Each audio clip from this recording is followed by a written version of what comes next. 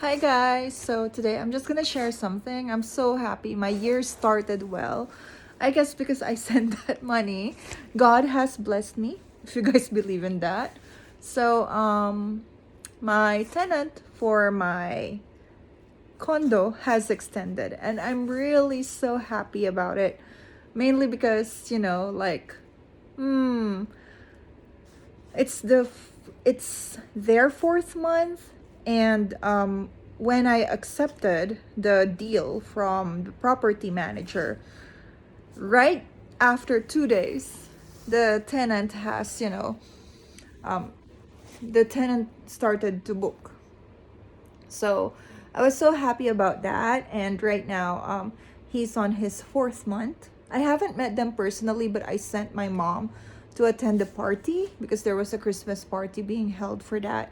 And it's really, really amazing. So I think like when when I first started investing on this, I know that Angeles City has a potential. Now, I'm not only referring to foreigners, but I'm also referring to the airport itself. And now it's expanding more and more. So the prices in Angeles City are, really increasing, and now that the airport is open, they're already extending the train from Manila to Clark, which is gonna be the last stop. I hope it would extend further. And then there are a lot of expressway, like a lot of people stop by Clark before they go to Baguio if they came from Manila. And there are a lot of flights right there right now. So I really think that Clark has a potential. To be honest, I kind of feel sad that it's the people, from my hometown who's really benefiting from it, and also some foreigners, which I'm not angry, I'm just a bit sad. I wish a lot of Filipinos could benefit from this probability of a boom. But on the other hand, I believe that it's quite promising. What do I mean by that? I believe that it's really promising right now in Angeles City, Philippines, and in the Philippines itself. What I'm saying, I know there's an inflation, and I even saw I had a client like she showed me a photo. Oh my god, eggs in United States are like 18 pieces, $15. Oh my god, that's so scary. Here in Japan, I can still buy 12 pieces for like $2.50 or $2. So that's quite good, right? Anyway, moving forward, um this yeah, Angeles City has a potential, and I just hope everything would go well, and also other Filipinos can start investing. Why do I think like but recently I have a lot of friends. Some people are younger than me. They actually bought houses with their partners, and that's really good. And they even have this, land and something and so on. Now, a lot of people might ask me, like, Mira, why don't you invest in a house instead of a condo? Well, first of all, I'm in a different country right now. So I want my money to make money. That's my number one concern. Number two, maybe in the future I might sell it, and then that time I can buy something else. And number three, uh, there's a possibility that I have to buy my grandmother's ancestral house. For those who haven't seen it, it's in the past videos. Now I'm talking to a new developer right now, and it's gonna be somewhere. I'm gonna reveal it next time. And I'm quite interested in that area. It's a nice place. A lot of you may know this, and why I chose it. It won't be a surprise for you. Anyway, um would would I recommend you to, sorry, my hair's a mess, would I recommend you to invest in my hometown or in the Philippines? I would say yes, but please don't make the same mistake as other foreigners made. you know I know you trust your Filipina and you love them with all your heart, and that's fine. That's a no-brainer. When you fall in love, you can do crazy things, but once you send money, and when it comes to property, please look into Philippine laws first. Now, if you want like something secure, something that would be under your name, it can be a condominium unless you guys are married. Then you guys can have a conjugal property. Asking a lawyer isn't so expensive.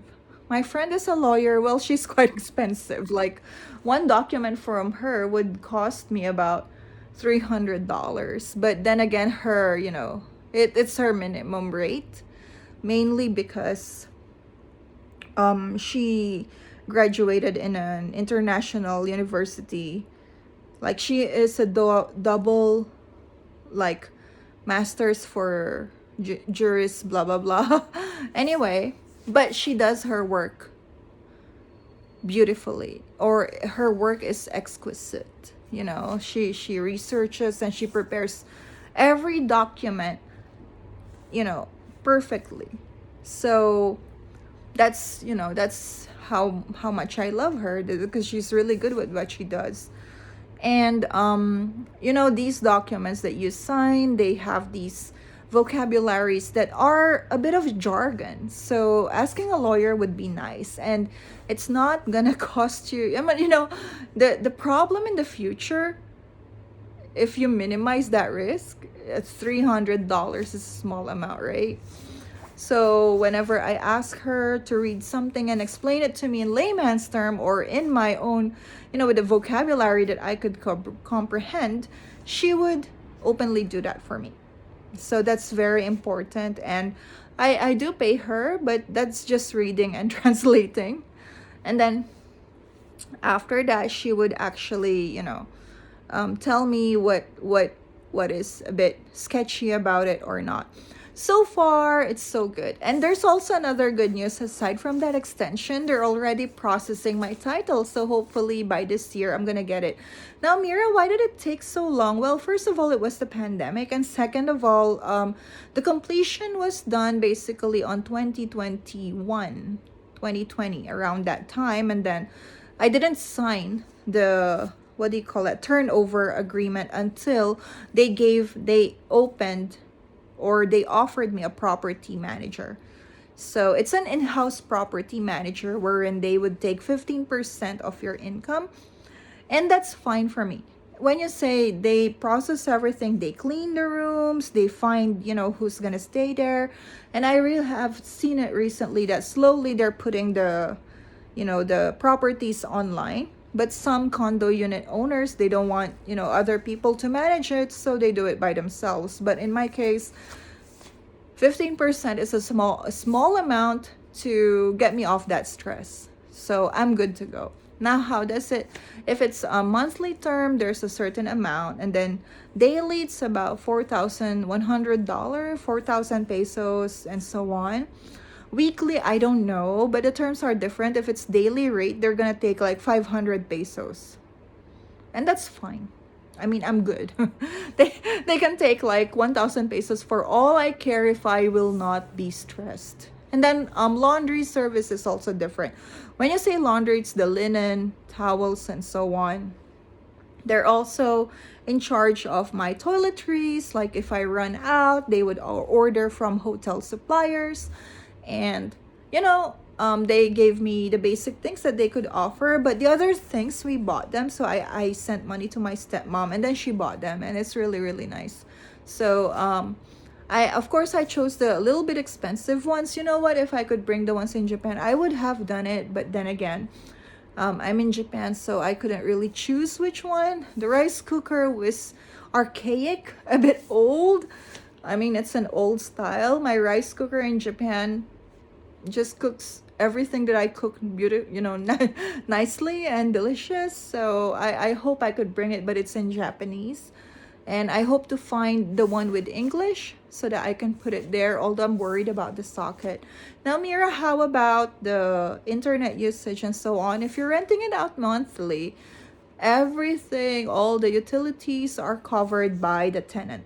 Now, if you're renting it out daily, you have to cover for it. So but the property managers would, calculate it all for you. And, and then I also paid like the joining fee for the property management, which cost me about 50,000 pesos. So it's good. I think, I'm at this point in my life where less stress, less hassle is the best part for me. As long as I'm earning, I'm good to go. So I just wish that it would be continuous. So for those who are thinking about getting a condo, please look into those things. And wait, I was so, apparently before you get a condo, I know that salesperson would tell you this is cheap, this is so affordable, and then you would even hear maybe your girlfriend saying, oh, this is only 10,000 pesos, blah blah blah, monthly. Guys, that's true, but usually it's like bare unit, so you have to furnish it. In my case, it's also like a standard furnishing, so all the rooms are almost the same except for other added things, like those, the rice cooker and so on.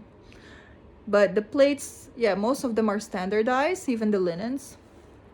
But I I'm as I've mentioned, I'm currently talking to a property manager.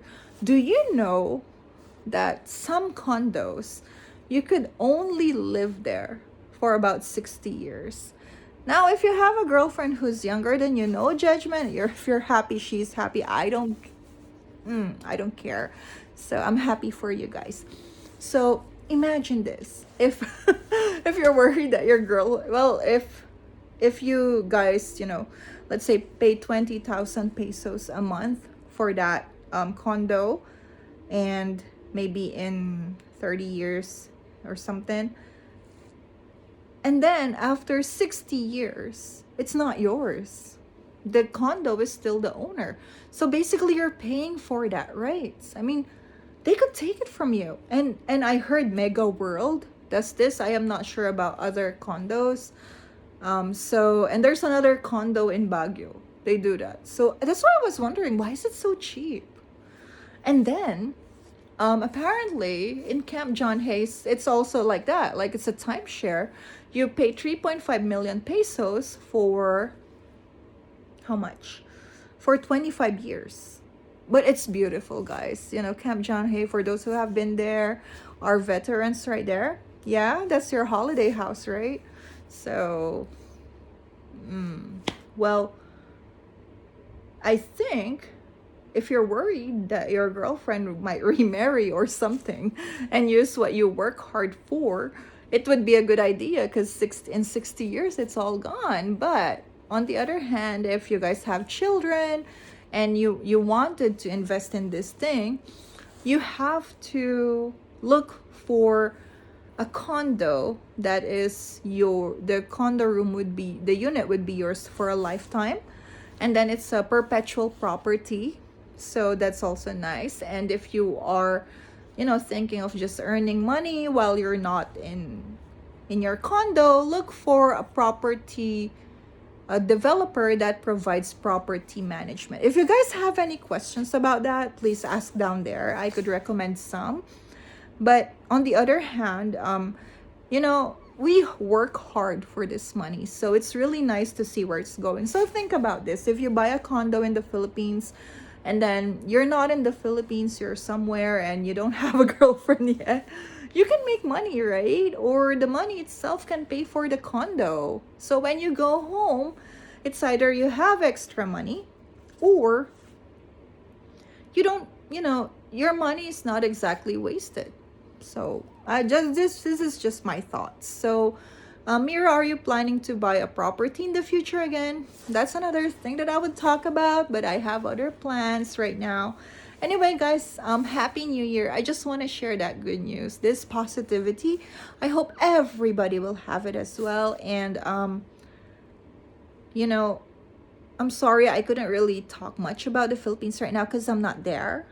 But I would talk about, about Filipinos right here and what Filipinos in another country do, so that you would know how your Filipinos would adopt in another country. Anyway, have a nice evening. Bye.